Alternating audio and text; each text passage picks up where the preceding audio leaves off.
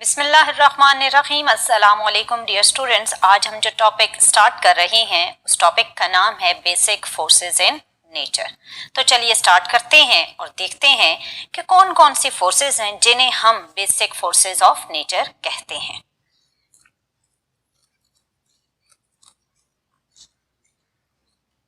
Dear student, हमने study करना है बेसिक फोर्सेस इन नेचर को। अगर हम स्टार्ट ऑफ बेसिक फोर्सेस देखें तो there were 5 basic forces in nature. First one थी ग्रेविटी, जिसे आप ग्रेविटेशनल फोर्स भी कह सकते हैं। दूसरी थी इलेक्ट्रिक फोर्स, तीसरी थी मैग्नेटिक फोर्स और फोर्थ वन थी स्ट्रॉन्ग न्यूक्लियर फोर्स और फिफ्थ वन थी वीक न्यूक्लियर फोर्स। लेकिन विद टाइम जब हमने स्टडी किया तो हमने इलेक्ट्रिक फोर्स और मैग्नेटिक फोर्स को कंबाइन करके एक फोर्स में कन्वर्ट किया और उसका नाम रखा गया इलेक्ट्रोमैग्नेटिक फोर्स। इस कॉम्बिनेशन से ये 5 फोर्सेस ट्रांसफॉर्म हो गई इनटू 4 फोर्सेस और अब 4 बेसिक फोर्सेस के नाम हैं gravity, electromagnetic force, strong nuclear force and weak nuclear force.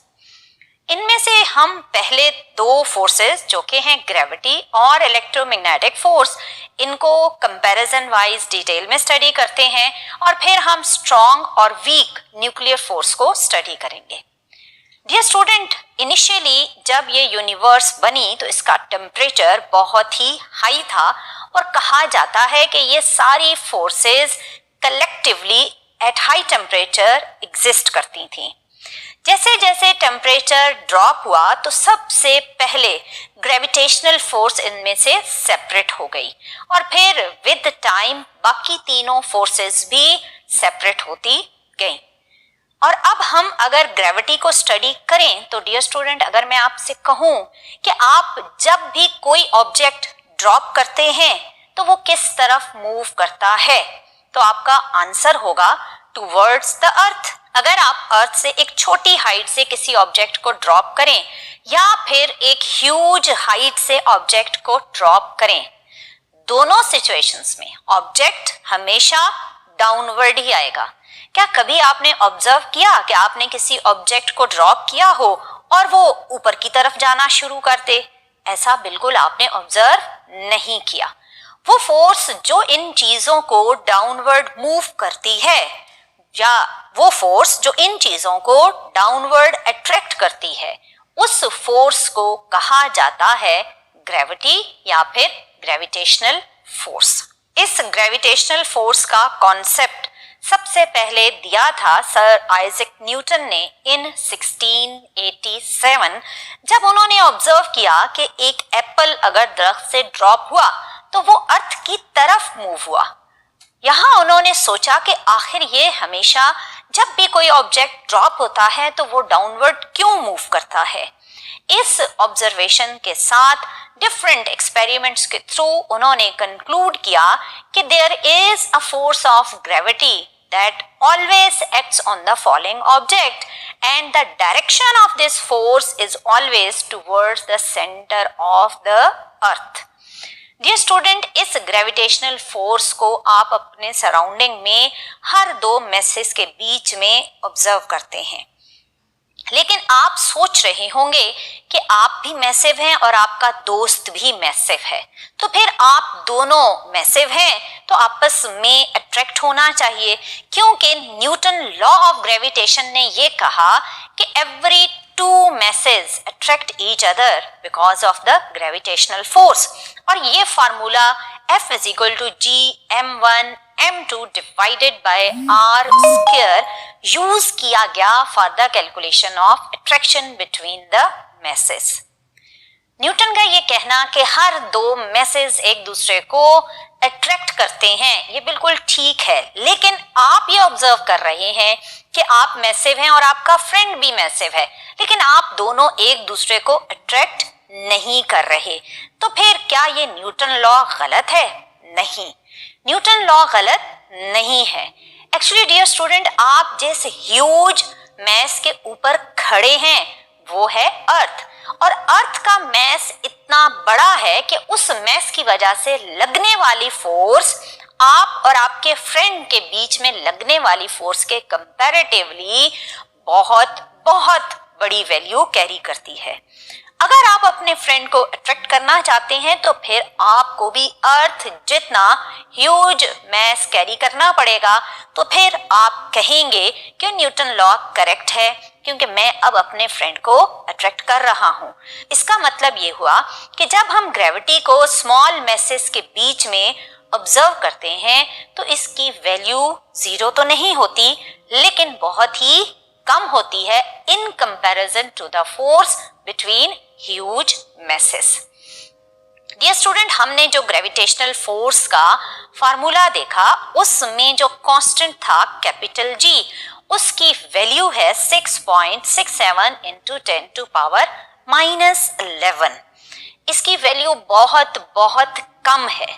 इस कांस्टेंट की वैल्यू हमें ये एक्सप्लेन करती है कि जब आप स्मॉल मैसेस के बीच में force of attraction according to Newton law calculate करेंगे तो वो फोर्स ऑफ अट्रैक्शन बहुत ही कम आएगी, लेकिन वो फोर्स जीरो नहीं होगी। इसका मतलब ये है कि जो ग्रेविटेशनल फोर्स है उसकी अगर नेचर आपसे पूछी जाए कि क्या ये फोर्स अट्रैक्टिव है, रिपल्सिव है या दोनों नेचर हैं इसमें, तो आपका आंसर यकीनन होगा कि ये फोर्स अट्रैक्टिव है। इस ग्रेविटी के कॉन्सेप्ट में कहीं पर भी रिपल्सिव फोर्स का जिक्र नहीं आता। दूसरी चीज जो आपने ऑब्जर्व की वो था इफेक्ट ऑफ डिस्टेंस। अगर आप अर्थ से एक स्मॉल डिस्टेंस पर भी ऑब्जेक्ट को ड्रॉप करें तो ऑब्जेक्ट अर्थ की अट्रैक्शन फील करता है, और अगर आप उसी ऑब्जेक्ट को एक बहुत बड़े डिस्टेंस से ड्रॉप करें तो भी वो object force of attraction of earth feel करता है। इसका मतलब ये हुआ कि ये फोर्स एक लॉन्ग रेंज फोर्स है। लेकिन अगर हम स्मॉल मैसेस के बीच में देखें तो स्मॉल मैसेस के बीच में ये अट्रैक्टिव फोर्स इतनी प्रोमिनेंट नहीं होती। यहाँ पर एक थ्योरेटिकल कॉन्सेप्ट भी बिल्डअप हुआ कि हर दो मैसेस के बीच में ये अट्रैक्शन अगर एग्जिस्ट कर रही है तो इसकी रीजन है कि ये दो मैसेस कोई पार्टिकल आपस में एक्सचेंज कर रहे हैं, और उन पार्टिकल्स को कहा गया ग्रेविटॉन। एक्चुअली ये पार्टिकल किसी भी तरह प्रैक्टिकली नजर नहीं आए और ना ही इन्हें किसी तरह कैलकुलेट किया गया। सिंपली ये एक थ्योरेटिकल कॉन्सेप्ट है कि हर दो मैसेज अगर अट्रैक्ट कर रहे हैं तो उनके बीच में शायद कोई पार्टिकल्स हैं जिन्हें वो आपस में एक्सचेंज कर रहे हैं, और ये एक्सचेंज ऑफ पार्टिकल्स उनके बीच में एक अट्रैक्टिव फिनोमेना जनरेट कर रहा है। सो डियर स्टूडेंट, ये तो था कि किस तरह आपने ग्रेविटेशनल फोर्स के कॉन्सेप्ट को अंडरस्टैंड करना है। अगर अब मैं आपसे कहूं कि आप चेयर पर बैठे हैं तो आप पर कौन सी फोर्स एक्ट कर रही है, तो आपका आंसर होगा कि ग्रेविटी। ये ग्रेविटी का डायरेक्शन है towards the centre of the अर्थ। अब अगर मैं आपसे कहूं कि क्या इस टाइम अगर आप चेयर पर बैठे हैं, आपने कहा ग्रेविटी एक्ट कर रही है, तो क्या कोई और फोर्स भी है जो इस वक्त आपके सराउंडिंग में एग्जिस्ट करती है? तो शायद आप में से कुछ का आंसर हो यस और कुछ का आंसर हो नो। मेरा आंसर है कि आपके सराउंडिंग में ग्रेविटी के अलावा एक और फोर्स भी एग्जिस्ट कर रही है, और वो फोर्स है between the atoms and molecules of your chair. अगर आप एटॉमिक लेवल पर जाएं तो आप डिस्कस करते हैं कि हमारे पास दो तरह के चार्जेस होते हैं, और वो चार्जेस हैं या तो पॉजिटिव चार्जेस या फिर नेगेटिव चार्जेस। सो जब हम चार्जेस की कहानी स्टार्ट करते हैं तो बेसिकली हम स्टार्ट ले रहे हैं इलेक्ट्रोमैग्नेटिक फोर्स को स्टडी करने का।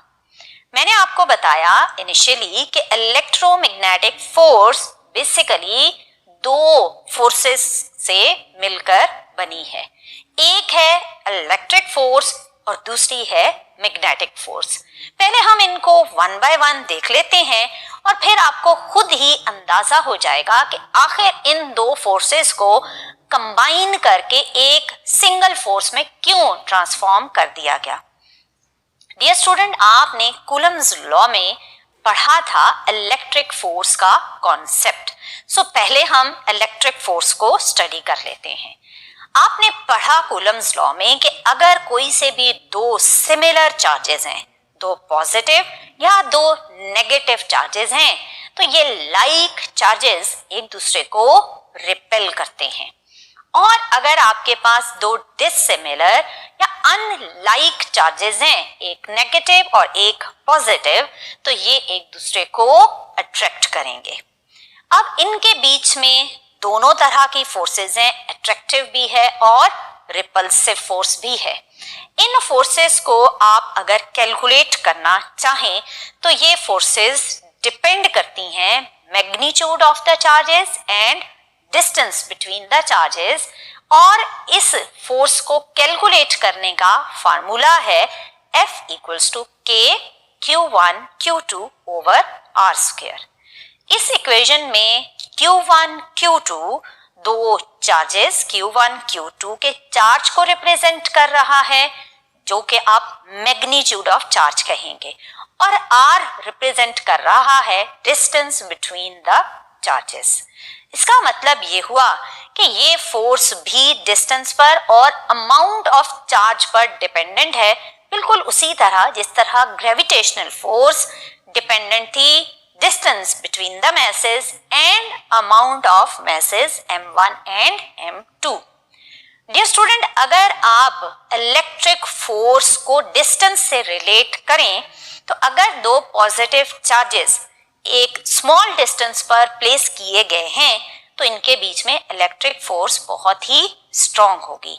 लेकिन अगर आप इन चार्जेस को दूर करना शुरू कर दें तो इलेक्ट्रिक फोर्स वीक होती जाएगी, लेकिन वो जीरो नहीं होगी, वो आप एक लॉन्ग डिस्टेंस तक एक्सपीरियंस कर सकते हैं। इसका मतलब ये हुआ कि इलेक्ट्रिक फोर्स ग्रेविटेशनल फोर्स की तरह एक लॉन्ग रेंज फोर्स है, लेकिन ग्रेविटेशनल फोर्स सिर्फ अट्रैक्टिव थी, जबकि इलेक्ट्रिक फोर्स अट्रैक्टिव बिहेवियर भी है और रिपल्सिव बिहेवियर भी है। अगर हम मैग्नीट्यूड वाइज कंपैरिजन करें तो इलेक्ट्रिक फोर्स ग्रेविटेशनल फोर्स के कंपैरेटिवली बहुत ज्यादा होगी। वजह, अगर आप इक्वेशन देखें तो आपको नजर आ रहा है एक कांस्टेंट K। इस K की वैल्यू है 9 इंटू 10 टू पावर 9।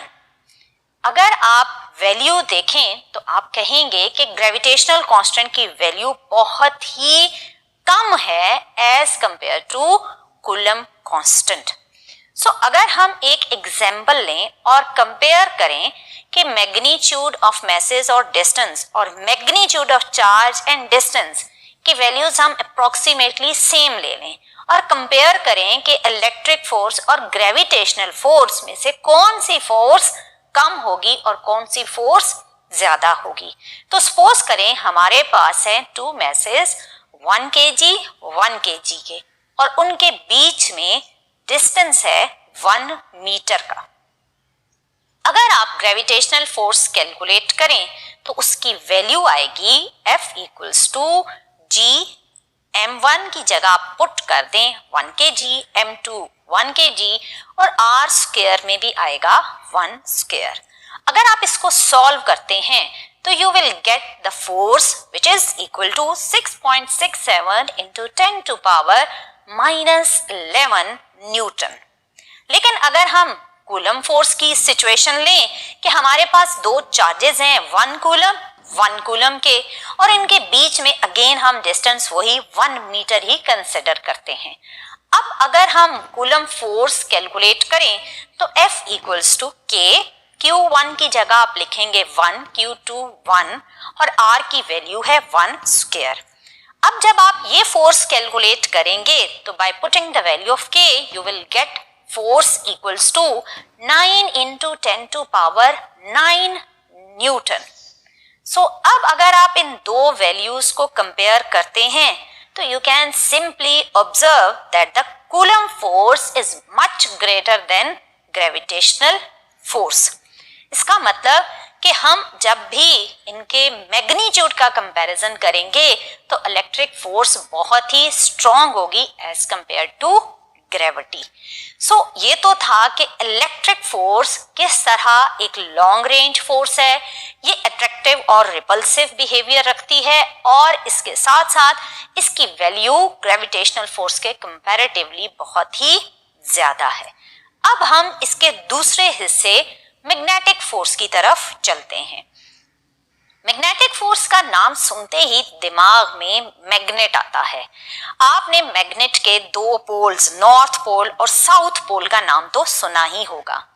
सो अगर हम मैग्नेटिक फोर्स के कॉन्सेप्ट को मैग्नेट से रिलेट करें तो मैग्नेट के दो सिमिलर पोल्स नॉर्थ नॉर्थ और साउथ एंड साउथ ये हमेशा एक दूसरे को रिपेल करते हैं जस्ट लाइक सिमिलर चार्जेस। और अगर आप दो ऑपोजिट पोल्स प्लेस करते हैं नॉर्थ एंड साउथ तो ये एक दूसरे को अट्रैक्ट करेंगे। अगर आप एक नॉर्थ पोल को नॉर्थ के सामने लेकर जाएं तो आप देखें किस तरह नॉर्थ पोल रिपेल होगा। और अगर आप डिस्टेंस चेंज करते हैं तो ये डिस्टेंस के चेंज के साथ साथ मैग्नेटिक फोर्स की वैल्यू को भी चेंज कर रहा है। अगर आप बिगर डिस्टेंस पर हैं तो आपको मैग्नेटिक फोर्स बहुत कम नजर आएगी, लेकिन जैसे ही आप नजदीक आते हैं तो मैग्नेटिक फोर्स बहुत स्ट्रांग होना स्टार्ट हो जाती है। अगर आप यही नॉर्थ पोल एक साउथ पोल के सामने लाते हैं तो किस तरह आपने देखा कि साउथ पोल नॉर्थ पोल के साथ अट्रैक्ट हो जाता है। सो डियर स्टूडेंट, ये तो था कि किस तरह एक मैग्नेट के सराउंडिंग में मैग्नेटिक फोर्स एग्जिस्ट करती है। यहां पर भी आपने देखा कि दोनों बिहेवियर्स हैं जस्ट लाइक इलेक्ट्रिक फोर्स। ये फोर्स भी अट्रैक्टिव भी है रिपल्सिव भी है और दूसरा ये फोर्स भी डिस्टेंस पर डिपेंडेंट है। सो डिस्टेंस चाहे आप इंक्रीज कर दें तो फोर्स मैग्नेटिक फोर्स रहेगी लेकिन उसकी वैल्यू बहुत बहुत ही कम हो जाएगी। सो ये भी एक लॉन्ग रेंज फोर्स है। सो डियर स्टूडेंट, ये तो था कि किस तरह मैग्नेट के सराउंडिंग में मैग्नेटिक इफेक्ट एग्जिस्ट करता है। आपने प्रीवियस चैप्टर्स में जब इलेक्ट्रोमैग्नेटिज्म पढ़ा था तो वहां आपने पढ़ा कि सिर्फ मैग्नेट में ही मैग्नेटिक फोर्सेस नहीं होती, बल्कि आपने एम्पेयर्स लॉ में पढ़ा कि अगर आपके पास एक स्ट्रेट करंट कैरिंग वायर है तो उसके सराउंडिंग में आपको सर्कुलर पैटर्न्स में मैग्नेटिक फील्ड्स नजर आती हैं। सो एक करंट कैरिंग कंडक्टर भी एक छोटे से मैग्नेट की तरह ही बिहेव करता है। अगर आप एक करंट कैरिंग कॉइल ले लें इस तरह, तो इसमें अगर करंट इस डायरेक्शन में फ्लो कर रहा है तो इसकी ये वाली साइड नॉर्थ पोल होगी और ये साइड साउथ पोल होगी।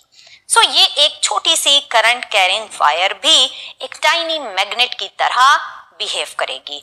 और अगर आप नंबर ऑफ कॉइल्स बढ़ा दें और करंट इनमें से पास करें तो ये एक स्ट्रॉन्ग मैग्नेट की तरह बिहेव करेगी और इसकी भी एक साइड बनेगी नॉर्थ पोल और एक साइड बनेगी साउथ पोल। अगर आप कोई मैग्नेटिक मटेरियल इसके पास लेकर जाते हैं तो ये बिल्कुल एक मैग्नेट की तरह उसको अट्रैक्ट कर लेगा। सो डियर स्टूडेंट, आपने देखा कि सिर्फ मैग्नेट ही नहीं बल्कि एक करंट कैरिंग कंडक्टर भी मैग्नेट बन जाता है। सो इसके ऑपोजिट भी पॉसिबल है कि अगर आपके पास एक सिंपल वायर है उसमें कोई भी करंट पास नहीं हो रही, लेकिन अगर आप इस वायर के अक्रॉस एक मैग्नेट को मूव करें कुछ इस तरह, आप देख रहे हैं कि magnet is moving towards the coil.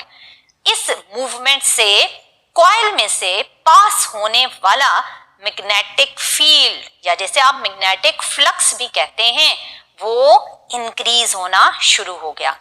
जैसे ही ये चेंजिंग मैग्नेटिक फील्ड उस कॉइल को मिला तो उस कॉइल के इलेक्ट्रॉन्स मूव करना स्टार्ट हो गए और जनरेट हुआ एक करंट।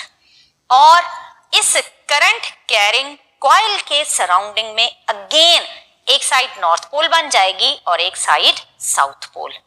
इसी तरह इस मैग्नेट को अगर आप सिंपल कॉइल से अवे मूव करें, पहले वो उसके नजदीक था, अब आप उससे दूर लेकर जा रहे हैं, तो अगेन चेंज ऑफ फ्लक्स होगा। इस टाइम फ्लक्स डिक्रीजिंग होगा। जैसे ही फ्लक्स डिक्रीजिंग हुआ तो कॉइल अगेन एक करंट कैरिंग कॉइल बन गई और उसकी अब एक साइड इस तरह नॉर्थ पोल बनेगी और इस तरह साउथ पोल बनेगी।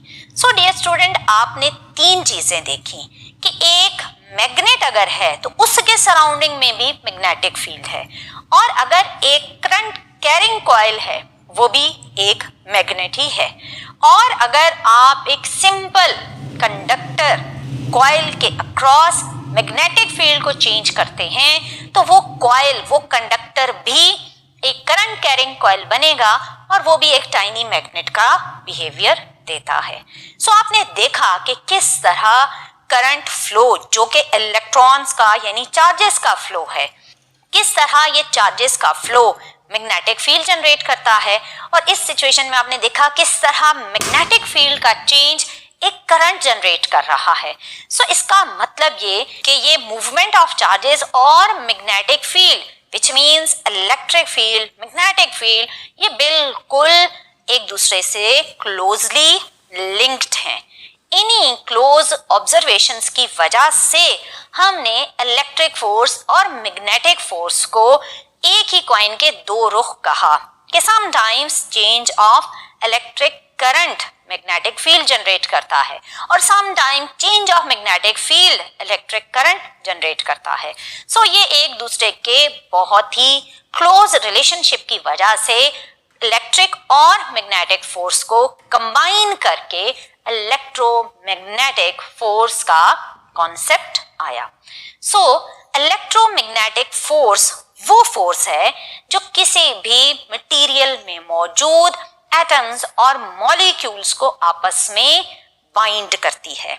सो electromagnetic force is a binding force for atoms and molecules, जबकि ग्रेविटेशनल फोर्स थी binding force for the matter या binding force for different messes.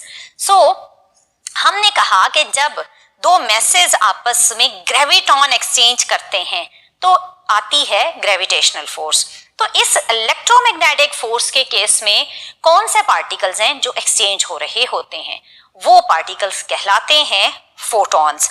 अपने इलेक्ट्रोमैग्नेटिक स्पेक्ट्रम में पूरी डिटेल में डिफरेंट फोटॉन्स को उनकी डिफरेंट एनर्जीज के अकॉर्डिंग डिस्कस किया था। सो डियर स्टूडेंट, ये तो था कि किस तरह first two forces, gravitational force and electromagnetic force, एक दूसरे से डिफरेंट हैं।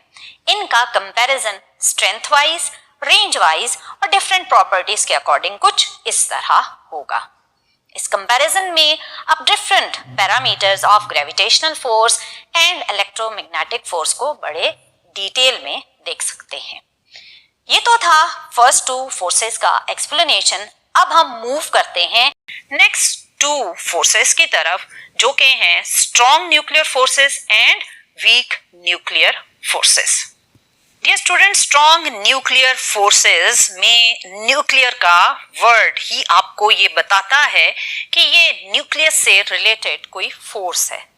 अगर मैं आपसे पूछूं कि एटम के न्यूक्लियस में कौन से पार्टिकल्स होते हैं तो यकीनन आपका जवाब होगा प्रोटॉन एंड न्यूट्रॉन। प्रोटॉन पर चार्ज होता है पॉजिटिव और न्यूट्रॉन पर चार्ज होता है, क्या चार्ज होता है? कोई भी चार्ज नहीं होता। न्यूट्रॉन एक न्यूट्रल पार्टिकल है। डियर स्टूडेंट, सबसे पहले 1911 में रदरफोर्ड ने एटम का स्ट्रक्चर कुछ इस तरह बताया कि एटम के सेंटर में एक डेंस पॉजिटिव चार्ज है और इसके सराउंडिंग में इलेक्ट्रॉन्स एक क्लाउड के पैटर्न में कुछ इस तरह मूव कर रहे हैं। लेकिन बाद में 1917 में रदरफोर्ड ने ही अपने इस आइडिया को करेक्ट किया और रदरफोर्ड ने कहा कि ये डेंस पॉजिटिव न्यूक्लियस कोई एक सिंगल पॉजिटिव चार्ज नहीं है, बल्कि ये एक bunch of small positive charges हैं। अगर आप इस बंच को देखें तो इसमें आपको मल्टीपल प्रोटॉन्स नजर आ रहे हैं, जिन्हें रदरफोर्ड ने ये कहा कि ये सारे प्रोटॉन्स पॉजिटिव चार्ज कैरी करते हैं। डियर स्टूडेंट, अगर इन सब पर पॉजिटिव चार्ज है तो हमें पता है कि इलेक्ट्रोमैग्नेटिक फोर्सेस के कॉन्सेप्ट के अकॉर्डिंग हर दो पॉजिटिव चार्जेस एक दूसरे को रिपेल करते हैं। तो फिर ये न्यूक्लियस जिनमें बहुत सारे प्रोटॉन्स मौजूद होते हैं, तो ये रिपल्सिव फोर्स के इफेक्ट की वजह से अनस्टेबल क्यों नहीं होते? ये क्यों रिपल्सिव फोर्सेस के इफेक्ट की वजह से एक दूसरे से दूर होकर डिसइंटीग्रेट या स्प्लिट नहीं होते? यहां पर कॉन्सेप्ट आता है for stability of the nucleus, जो कि लिंक्ड है स्ट्रॉन्ग न्यूक्लियर फोर्स के साथ। हम सबसे सिंपल न्यूक्लियस लेते हैं और सपोज करते हैं कि इसमें दो पॉजिटिव चार्जेस हैं, यानी दो प्रोटॉन्स हैं। अगर ये दो प्रोटॉन्स एक दूसरे को रिपेल करें तो इनकी कैलकुलेशंस के अकॉर्डिंग जो फोर्स लगेगी वो लगेगी 20 पाउंड्स। और अगर ये 20 पाउंड फोर्स लगे तो एक प्रोटॉन कुछ इस तरह 8000 माइल्स पर सेकेंड की वेलोसिटी के साथ मूव कर जाएगा। ये तो था सिर्फ दो प्रोटॉन के बारे में। हमने वो न्यूक्लियस भी देखे हैं जिनमें बहुत सारे नंबर ऑफ प्रोटॉन्स हैं। फॉर एग्जाम्पल, अगर आप ये आइसोटोप देखें तो इसमें रिपल्सिव फोर्स के इफेक्ट को इफेक्टिव होने दिया जाए तो आप इमेजिन करें कि ये प्रोटॉन फिर किस वेलोसिटी के साथ डिसइंटीग्रेट होंगे। लेकिन हमारे न्यूक्लियस इस साइज तक या इससे नीचे तक कुछ हद तक स्टेबल होते हैं। इसका मतलब यह है कि अगर इन पार्टिकल्स के बीच में आउटवर्ड डायरेक्शन में एक रिपल्सिव फोर्स है तो कोई ना कोई फोर्स तो ऐसी है जो इस डायरेक्शन में लगकर उस न्यूक्लियस को स्टेबल कर रही है, और ये इनवर्ड लगने वाली फोर्स स्लाइटली ग्रेटर देन है उस आउटवर्ड रिपल्सिव फोर्स से। और इसी इनवर्ड फोर्स को, जो कि उन न्यूक्लियॉन्स को आपस में बाइंड कर रही है, उनके रिपल्सिव इफेक्ट को इफेक्टिव नहीं होने दे रही, ये फोर्स कहलाती है स्ट्रॉन्ग न्यूक्लियर फोर्स। इस स्ट्रॉन्ग न्यूक्लियर फोर्स को अगर आप इलेक्ट्रोमैग्नेटिक फोर्स के साथ कंपेयर करें तो स्ट्रॉन्ग न्यूक्लियर फोर्स 100 टाइम्स ज्यादा होती है इलेक्ट्रोमैग्नेटिक फोर्स से।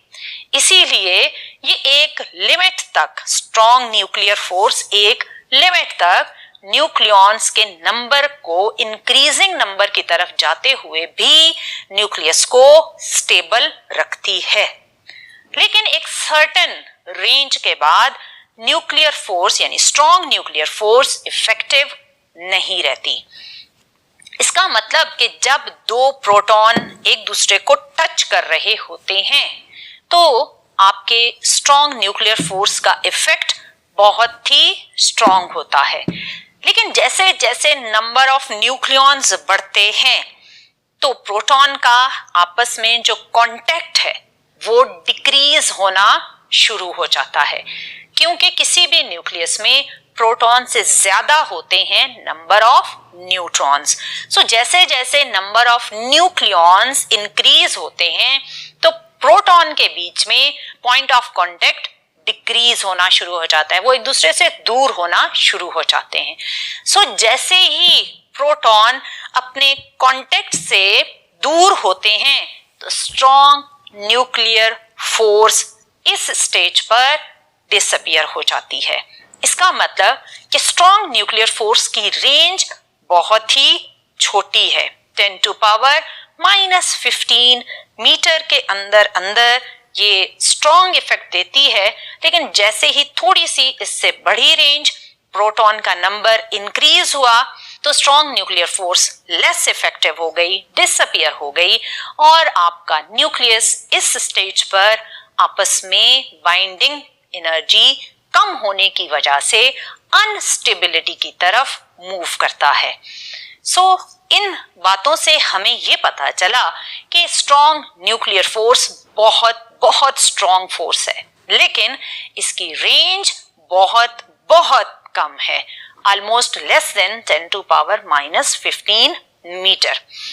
और स्ट्रॉन्ग न्यूक्लियर फोर्स में जो न्यूक्लियॉन्स आपस में अगर हम इमेजिन करें कि कोई पार्टिकल एक्सचेंज कर रहे हैं जिसकी वजह से वो आपस में एक दूसरे के साथ बाइंड हैं, तो वो पार्टिकल कहलाता है ग्लूऑन्स।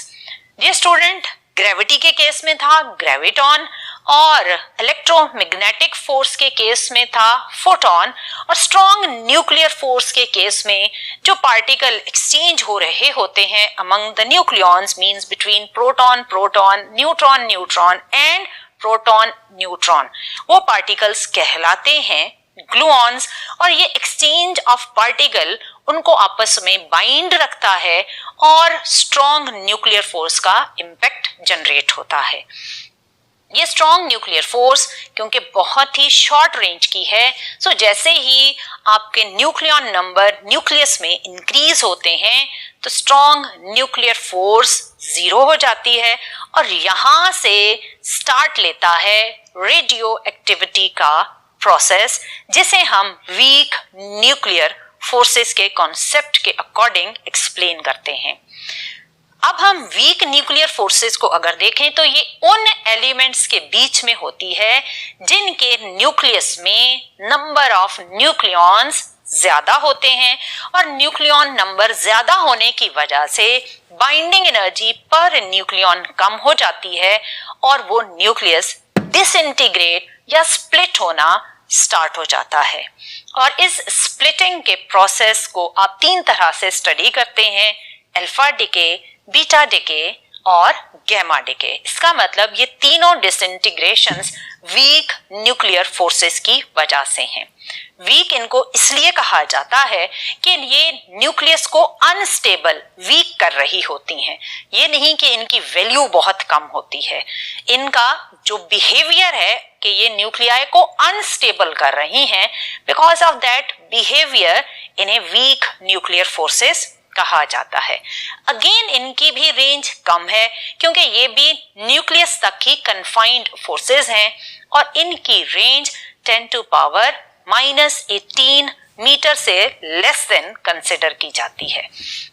सो इनको भी आप शॉर्ट रेंज फोर्सेस कहेंगे, और इसमें भी न्यूक्लियस में से जब अगर अल्फा पार्टिकल बाहर आया तो इसका मतलब कि 2 प्रोटॉन 2 न्यूट्रॉन उस न्यूक्लियस में से बाहर आ रहे हैं।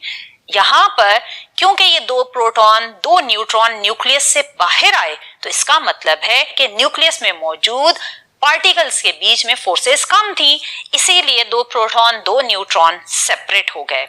बीटा डिके में आपने देखा कि न्यूट्रॉन डिके करता है into proton and electron.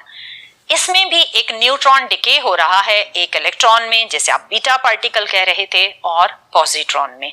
So weak nuclear forces are generating unstable nuclei, जबकि strong nuclear forces were generating stable nuclei. Strong nuclear forces short range हैं, वीक न्यूक्लियर फोर्सेस भी short range forces हैं। इनमें अगर आप particle के exchange का concept देखें तो वीक न्यूक्लियर फोर्सेस में कहा जाता है कि वीक न्यूक्लियर फोर्सेस में जो पार्टिकल्स एक्सचेंज हो रहे होते हैं वो हैं W and Z bosons. In particles को हम नेक्स्ट टॉपिक में डिटेल में स्टडी करेंगे कि न्यूट्रॉन प्रोटॉन किन से बनते हैं और कौन कौन से एलिमेंट्री पार्टिकल्स हैं। सो डियर स्टूडेंट, हमने स्टडी किया 4 बेसिक फोर्सेस को, ग्रेविटेशनल फोर्स को, then electromagnetic force and then strong nuclear force, और फिर हमने देखा वीक न्यूक्लियर फोर्स को। पहली दोनों फोर्सेस में से फर्स्ट फोर्स मैसेज से रिलेटेड है, सेकंड इलेक्ट्रोमैग्नेटिक फोर्स चार्जेस से रिलेटेड है, और third strong nuclear force and fourth weak nuclear force, ये दोनों फोर्सेस न्यूक्लियस की स्टेबिलिटी या अनस्टेबिलिटी से रिलेटेड हैं। अगर हम इनको कंपेयर करें तो इन चारों फोर्सेस का कंपैरिजन का टेबल कुछ इस तरह बनेगा। इस टेबल में वही पैरामीटर्स डिस्प्ले हो रहे हैं जो हमने बड़ी डिटेल से इस लेक्चर में डिस्कस किए। आई होप कि आप इस कंपैरिजन को बहुत अच्छी तरह समझ पाएंगे। डियर स्टूडेंट, ये था आज का लेक्चर जिसमें आपने 4 बेसिक फोर्सेस को बड़ी डिटेल में डिस्कस किया। इंशाल्लाह आने वाले लेक्चर में हम मजीद एलिमेंट्री पार्टिकल्स को डिस्कस करेंगे। टिल देन, अल्लाह हाफिज।